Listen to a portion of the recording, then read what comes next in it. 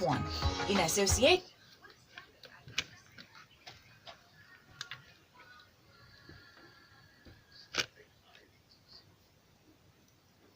And this morning, Lagos Instead of Business Express, we have Afolabi joining us this morning as a guest. How are you doing, guys? man? Very well, thank Compliments you. of the season.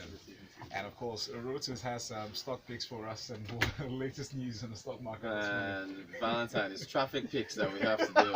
That's what we're talking about, man. Yes. Good morning, Lagos. Good morning, Val. Good morning. We see that Lagos is really up and doing with their business, yes? Yes, they are. But, you know, there's... Okay. Anyway, we'll get into it. Let's have that traffic conversation and more inside of Business Express here today through WhatsApp. Send in your messages to 0809 4440981. That's 0809 444 0981. You can also send it to us on Twitter at Smooth981FM. Use that hashtag BusinessExpress981. All right, thank you, Val. So, look, Lagos, I was talking with Afolabi who is sales and trading. Yes, Afolabi, right?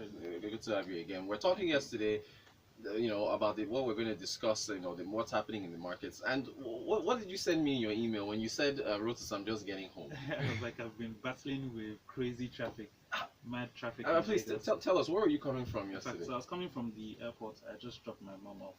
She was heading back to the States, and the mainland was completely free. Right. I got to the toll, and then traffic was just crazy. So I put on Google Maps, and then I just wanted to see where it ended, and apparently it ended after Owando. So I figured out, let me go inside of Lekki. Big mistake. Right. It was crazy. I was there for almost 2 hours. Like from frying pan to fire. Yeah, exactly. And when he sent me the email, I was still at the station preparing, yeah? And I was like, wow, what is he talking about? I was like, okay, cool, I'll see you tomorrow. Only for me, I left here at about 10.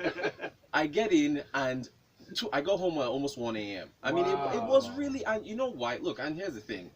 I'm all for ease of doing business and private enterprise being able to thrive. You know, it's the end of the year. People are coming in from his mom is going back to America. People are coming in from the US, UK, everywhere else to come and party in nightclubs. We know the brewery sector needs this period so they can sell alcohol. We know how these nightclubs are causing traffic so much so that people are flouting traffic rules and driving one way on Lekki Ekpe at 5 a.m. this morning. Complete gridlock. And this club, Folix, because I'm going to mention their name. They're by Owando and by I think Cornwall. Oh, that one. Yes, that one. And I think there was something going on at Legoshi as well, right? Yeah. So the thing is that what state does your mom live in the States? Illinois. Okay, Illinois, right? So Chicago is a big city. There are clubs everywhere in Chicago.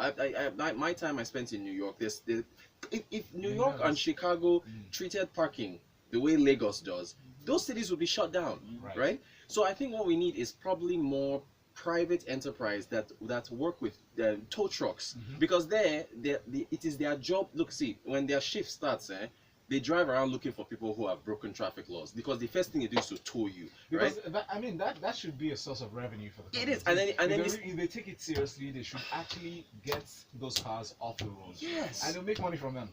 Because the where that club was on the Orlando, it was a single lane. So if you were coming into the island all the way from Chevron, backed up, and then if you're leaving the island heading down the Lekki Expressway to Ajah, blocked as well. It was. In fact, I was wondering how those guys were, because as I was still going further down the express, I saw it was all the way down. All the way down. If you're going somewhere, it's probably going to take you like 2 hours just to get out of this. And we're talking about this downstairs. It looks like a lot of people did not leave Lagos for the holidays. It's like a ghost town, but now it's like everyone's sort of coming in. So well, you know, guys, really, is it about people leaving Lagos, or is it about just poor traffic management? Point blank. Val, I will go for poor traffic management. I think because I didn't remember this many. This was Boxing Day. Yesterday was Boxing Day at night, not during the day. And I think the whole migration thing of more people coming into Lagos looking for opportunities here. So, you know, as far as the leadership really has to look at how to get more routes for people to be able to get to where they're going. Because like we talked downstairs, Legoshi, the beach, that should be a route on its own that should be developed to allow folks to be able to leave. It's look, yesterday was a nightmare. You can send in a message on WhatsApp just now. He said, as I drove out today, hoping to save some fuel and have a smooth ride to the office this morning, I got to the expressway, heading to the legendary Third Mainland Bridge, and next question out of my mouth was, are people still in Lagos? Right. Shouldn't we be on holidays? Rotus, I beg, mention Club Quillox too. Look, thank you, Yinka. The national fella should, who happens to be contesting, should please get traffic guys. Look, Seriously. Ugodre was my guest on Monday. Right. He was almost late because Quillox blocked Ozumba. And even Afolabi, you mentioned it, we were talking about it downstairs. Because of the parking, people are allowed to park on Ozumba. They block that entire area. You can, and again, I want all the clubs, all the nightclubs in Lagos to make all the money that they want. But on the side, the state has to help us out and has to manage where people park, because you can't just, as you mentioned, you can't just let people park anywhere they want on the streets. It hampers business. Yeah, it does. Well, because there are other people that live here as well. Anyway, Afolabi, you wanted to talk about the market. Somebody's upset this morning. Yesterday was just terrible. Afolabi, what's the sentiment? I mean, you're in sales and trading. You talk to investors. Can you give us what you're seeing for the end of the year? Yeah, so the year is pretty much winding up. We are seeing that not much is really going on. There are a couple of activities here and there and a couple of names, but generally people are winding down. The market is down about 16% yesterday. That's the Aruoture index. Right. The banking index is down about 16% as well. The consumer down about 21%. The oil and gas about 8.78%, and then the industrial is down about 35%. So negative. Yes, Yeah. at the moment. Right. But we don't really expect so much in terms of activity between now and the end of the year. I mean, everyone's pretty much on holiday mode. So I wish your traffic was on holiday. The way the investors and the stock markets are on holiday, I wish it was the same thing. But so little activity, yeah. yeah, little activity, just winding down. Okay, so we've talked a lot on the show about when folks should take positions and so on. What about to kick off the new year? When from what you're feeling out there, what do you see? Yeah, so you have to look at it pre-election and post-election. I think if you're looking at sort of taking any positions for next year, between now, and people have been doing that already over this last quarter. Right. We've been seeing some guys sort of cherry picking stocks when particular stocks go to certain levels, take positions, and they just hold in anticipation that post-elections the market starts to pick up again. So next year we expect that it's probably going to be quiet again until after the elections, when everyone sees what's going to happen, where the direction is going, and then people will sort of start taking positions. Okay, so again, as I've said several times, it's 2019. There's lots to look forward to. Very, very, very interesting on a range of fronts. Okay, let's look at a couple of headlines here. The CBN, it says they're going to sanction BDCs, the Bureau de Change, for non-submission of audited financial statements. Afolabi, what are your thoughts here? I guess it's part of the law. They're saying that they should be disclosing their operations and so on. What do you think? Yeah, so CBN is basically saying that some of the reports that they've been submitting were inaccurate, some not complete, some are not even submitting at all. So, right. As part of their sort of regulatory stance in the regulatory work, they're telling these guys to sort of do the right thing and submit the reports on time.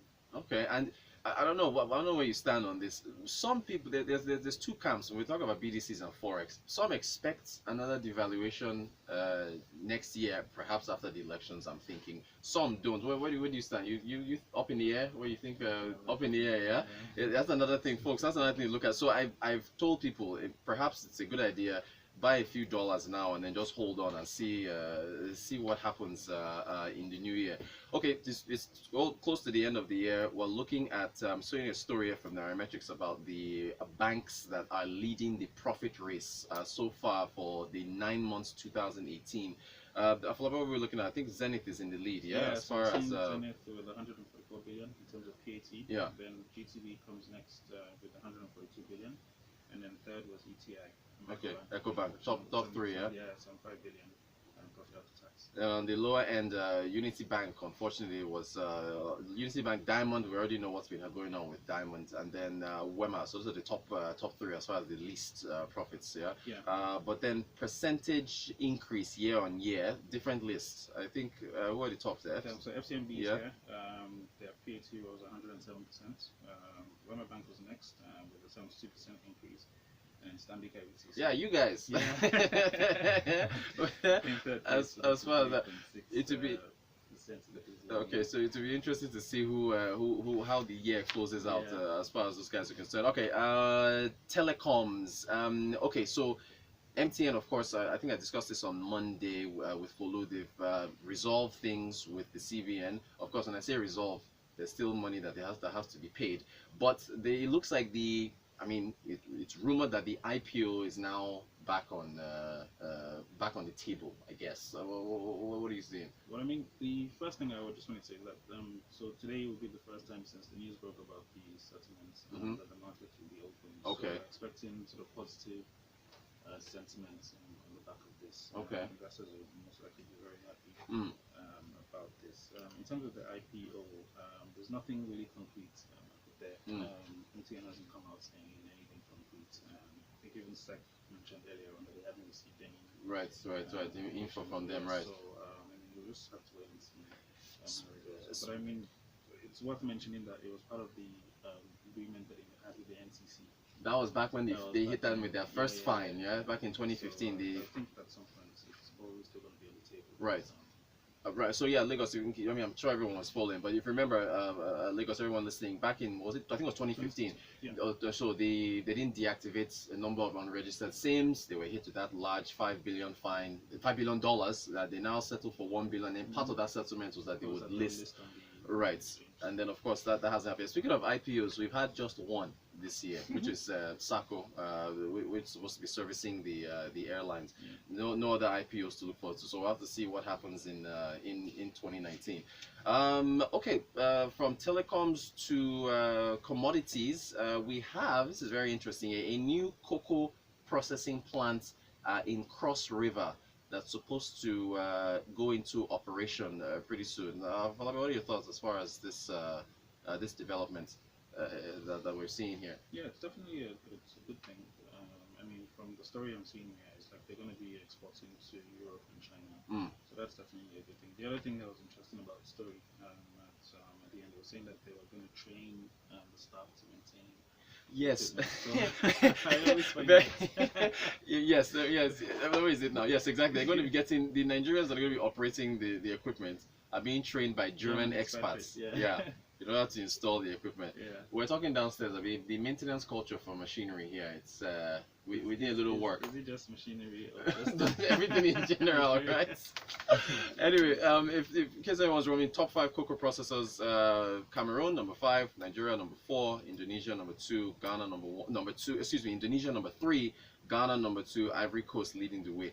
My only issue here is that according to the story, the factory is Senator Ben Ayade's administration is the one that's pushing this. Again, I really wish this was more like a private enterprise driven, but still, hey, can't take it away from the from the government. But okay, Valentine's giving us the signals. Afolabi of Stanbic Sales and Trading, thank you so much for joining us. And thank you, Afolabi. Lagos, fingers crossed. So I thought everyone was gone. You can wrap it up by saying, who parks perpendicular to the road? Shouldn't there be one lane parallel to the road? At least the crazy ones at Civic Center understand that concept, even though they too close the channel that heads to the Palomar Bridge. I say Ambode should come and be. Yinka, let's open up a tow truck business. We'll have to look at that. Yes, that would make money in 2019. I'm telling you, let's get the businesses to invest in. I'm telling you, get a license from Lagos and do it. Let's do this. All right, Lagos coming up next. We have songs lined up, very exciting programs, and of course, remember at 7:30 we'll bring you freshly pressed, and that's a detailed analysis of our newspaper stories. But next is Familiar, Kunle Ayo, Ruby Yang, and Brimo. This morning on Smooth Breakfast. The headlines. World business news from an I like this. Dude, I told him, I was like, look, I have to talk about this thing. I'm so confused. What's wrong with people? It's crazy. It's a combination of so many horrible things. It seems as if we are wired to cause chaos. It's crazy. I think on Monday there were like 3 lanes parking just on the road. There was no way past. I don't know if this double parking on both sides. It's fine in the middle of the night when there's nobody going to go. When people are trying to get to work on the roads. On the roads. Oh, wow. It's just something else. Wow, yes. Huh? Yes, what is it?